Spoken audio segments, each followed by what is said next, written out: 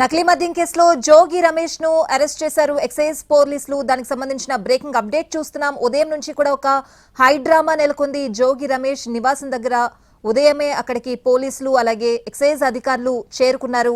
ఎంతసేపటికి జోగి రమేష్ బయటకు రాకపోవడంతో అక్కడే వేచి చూశారు పోలీసులు. అలాగే వైసీపీ శ్రేణులు కూడా అక్కడికి భారీ సంఖ్యలో చేరుకున్నాయి. అక్రమ కేసులు పెట్టి వేధిస్తున్నారు అని చెప్తూ వైసీపీ శ్రేణులు కూడా మాట్లాడడం జరిగింది. ప్రస్తుతం జోగి రమేష్ బయటకు వచ్చారు. ఆయన్ని ఎక్సైజ్ పోలీసులు అరెస్ట్ చేయడం జరిగింది. దానికి సంబంధించిన బ్రేకింగ్ అప్డేట్ చూస్తున్నాం. జోగి రమేష్ ను అరెస్టుకు ముందు ఇంటి దగ్గర ఒక హై డ్రామా నెలకొన్న పరిస్థితులు అయితే కనిపించాయి. నకిలీ మద్యం కేసులో మాజీ మంత్రి జోగి రమేష్ ను అరెస్ట్ చేశారు ఎక్సైజ్ పోలీసులు.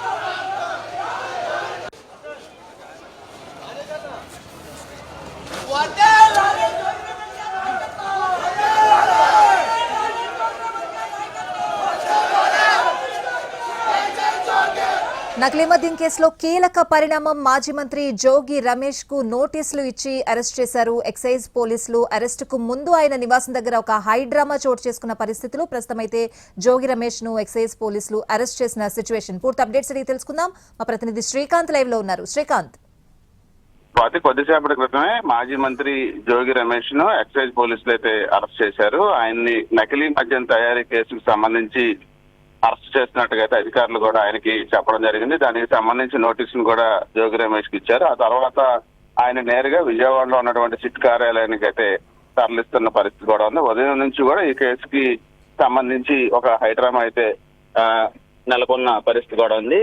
ఆ కేసుకు సంబంధించి జోగి రమేష్ ని అరెస్ట్ చేయడానికి ఉదయం నుంచి పోలీసులు ఆయన నివాసం దగ్గరికి చేరుకున్న పరిస్థితి కూడా ఉంది. అయితే ఆయన ఇంట్లో ఉండి తలుపులు తీయకపోవడంతో 5 గంటల నుంచి 8 గంటల వరకు కూడా అధికారులు ఆయన నివాసం దగ్గరే వేచి ఉన్నారు. ఆ తర్వాత ఆయన 8 గంటల సమయంలో ఇంటి నుంచి బయటికి రావడంతో ఆయనతో ఎక్సైజ్ అధికారులు అదేవిధంగా లా అండ్ ఆర్డర్ పోలీసులు ఇద్దరు కూడా ఆయనతో మాట్లాడి కేసుకు సంబంధించి అరెస్ట్ చేసినట్టుగా ఆయనకి తెలిపి నోటీస్ కూడా ఇచ్చారు. ఆ తర్వాత ఆయన్ని అరెస్ట్ చేసి ప్రస్తుతం విజయవాడ సిట్ కార్యాలయానికి అయితే తరలిస్తున్న పరిస్థితి కూడా ఉంది. కేసుకు సంబంధించి అద్దేపల్లి జనార్దన్ ఎవరైతే ఉన్నారో A1 గా అతను ఇబ్రహీంపట్నం వాసి, అతను ఇచ్చినటువంటి అతనే ఈ నకిలీ మద్యం తయారీ వెనకాల మాజీ మంత్రి జోగి రమేష్ ఉన్నాడని ఒక వీడియో కూడా విడుదల చేశారు. ఆ తర్వాత అరెస్ట్ చేసిన తర్వాత కూడా అతన్ని కస్టడీకి తీసుకొని పోలీసులు విచారించారు. ఆ సమయంలో కూడా జోగి రమేష్ చెప్తేనే తాను ఇదంతా చేసినట్టుగా కూడా అద్దేపల్లి జనార్దన్ ఇచ్చిన స్టేట్మెంట్ ఆధారంగానే ప్రస్తుతం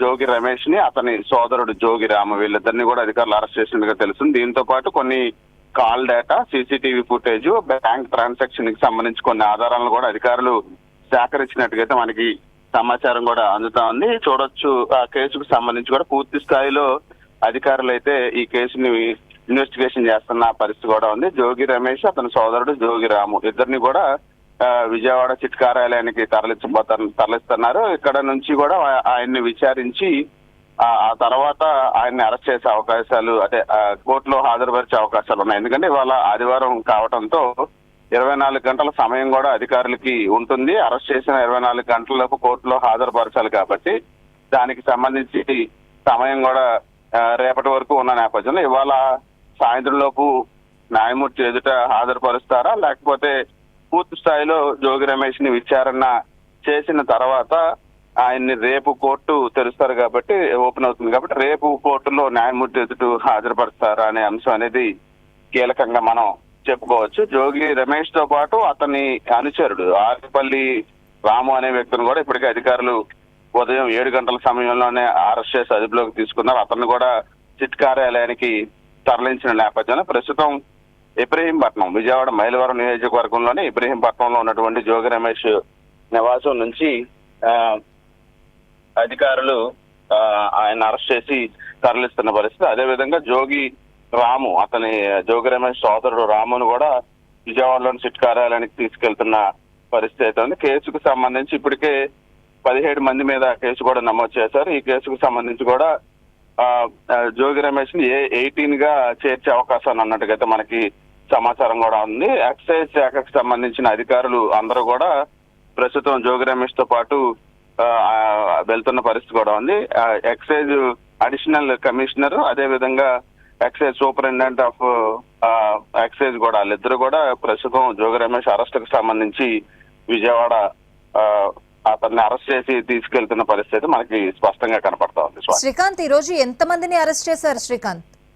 ఇప్పటి వరకు మనకు ఉన్నటువంటి అధికారిక సమాచారం ప్రకారం జోగి రమేష్ తో పాటు అతని సోదరుడు, మరొక అనుచరుడు, మొత్తం 3 అదుపులోకి తీసుకున్నట్టుగైతే మనకి తెలుస్తా ఉంది స్వాతి. అంటే తదుపరి కార్యాచరణ ఏ విధంగా ఉంటుంది ఎక్సైజ్ పోలీసులకి? ఎందుకంటే ఈ రోజు ఆదివారం డైరెక్ట్ గా సిట్ కార్యాలయానికి తరలిస్తున్నారా?